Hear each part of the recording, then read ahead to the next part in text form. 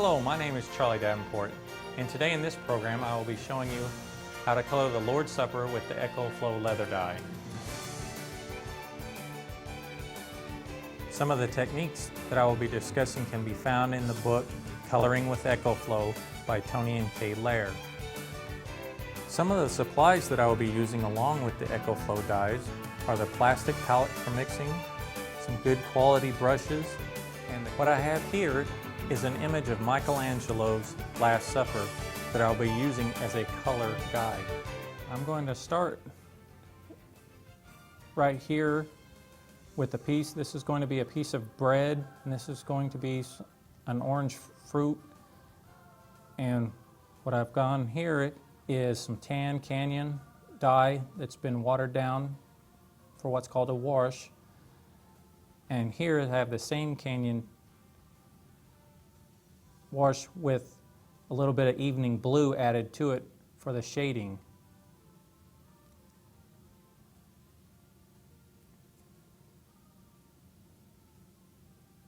Be very careful on the edge, because you don't want to get any dye where it doesn't need to be. And this is just a light wash to give the entire piece a nice even color.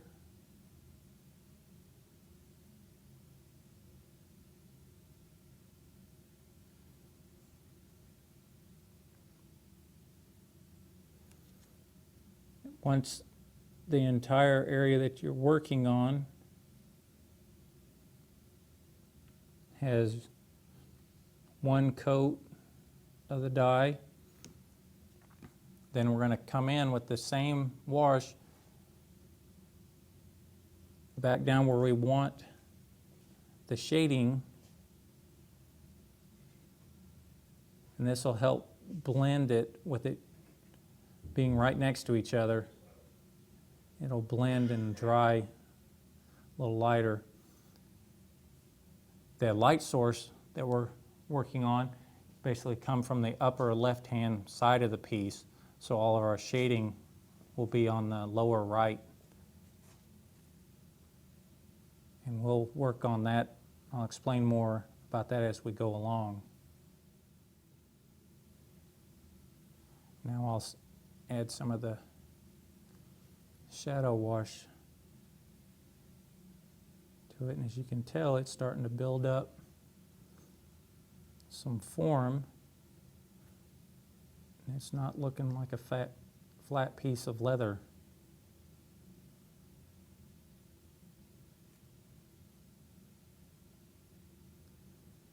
And if you need to, if there's to get a giant color contrast between the two, you can add just a little more water to your brush.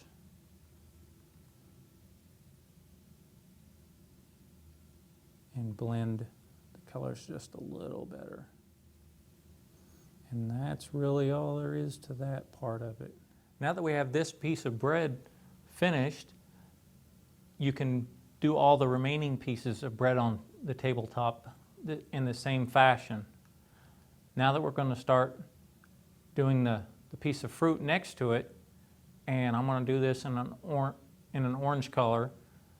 And what you want to remember is to do the light washes first, as in on this one I'm going to do a watered down yellow, put it on first, and then come back with a wash of orange to give it some shape.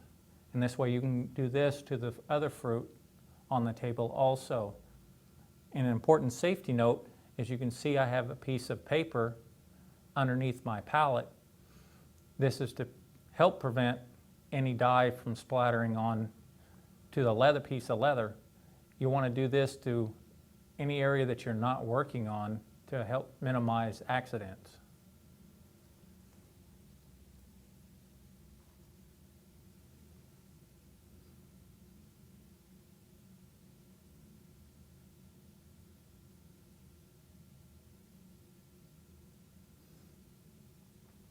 And the EcoFlow dyes react basically in the same manner as watercolor paints. So basically every watercolor technique that you have seen done or have done in the past for those artists will actually work with the EcoFlow dyes on leather. Remember, my light source is on this side, so this side I want to be darker. So I will start on this side and work my way back to the lighter side of the fruit.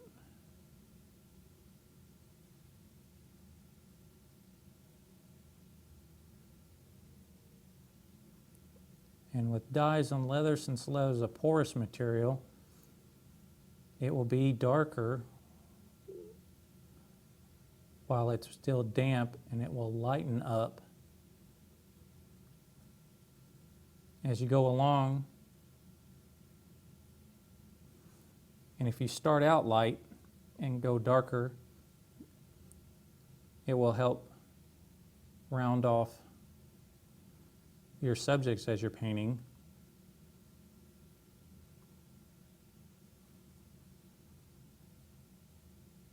And we'll use the same shadow color we used earlier for the bread.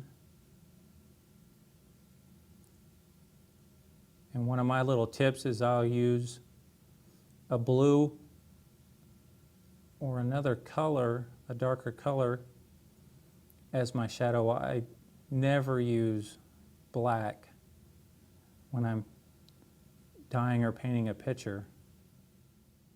It's starting to take form. It does take a little bit of time, but the final work usually turns out pretty good.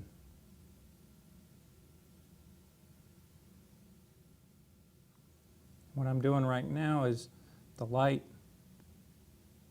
is would cast a shadow on this piece of bread over on this orange, so that's what I'm doing now, is adding that and then carrying it on to the back side of the orange here.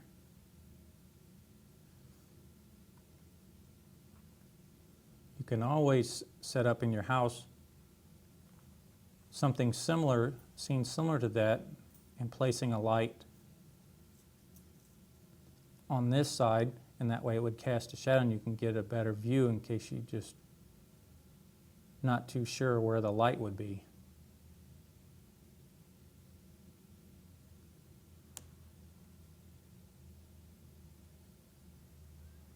And you want to make sure you clean your brushes, rinse your brushes out before you change colors.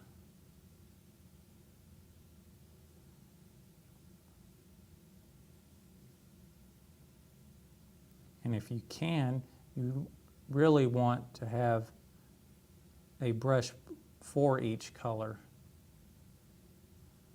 because the dye pigments will get into the top of the bristles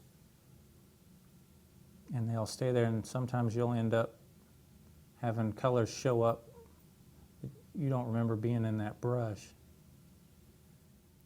The next part we're going to do is this cup right above them, and since they use wood or clay cups back then, that's what I'm going to attempt to do here. And with a watered down wash of the timber brown, I'm going to start with it to get the highlights, and then I have some undiluted timber brown here for the darker areas. And as before, I'm going to put this wash over the whole cup. You don't need a whole lot of dye in your brush. You can always go back and get more. You don't want a whole lot on your brush. It has a tendency to go everywhere if you do.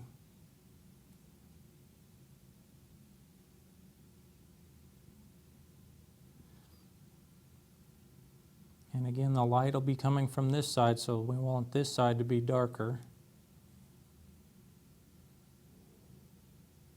And the lip of the cup will catch some light, so we won't add any more dye to it.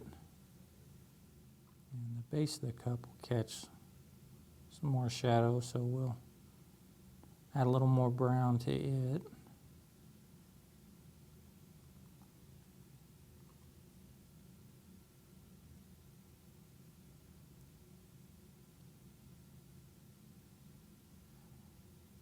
And gradually just adding more layers of the wash on the shaded side of the cup will do most of the work without having to add anything else. And inside the cup is pretty much the reverse, because right in here will catch more shadow than this side. And just a little bit the non-diluted dye just to get it just a little darker. And we'll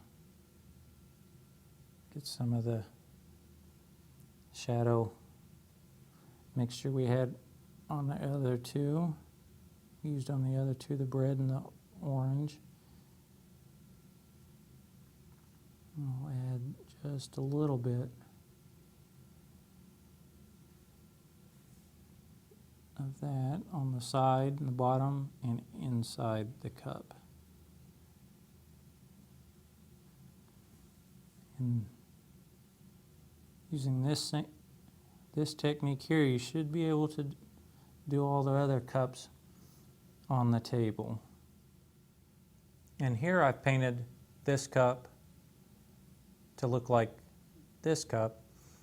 And what I did on this chalice is I took the wash that we used for the orange and the wash that we used for the cup, combined them to give me a different color for the chalice. That way it's pretty much the same colors that I've used before on the table, but just to separate it from the other cup.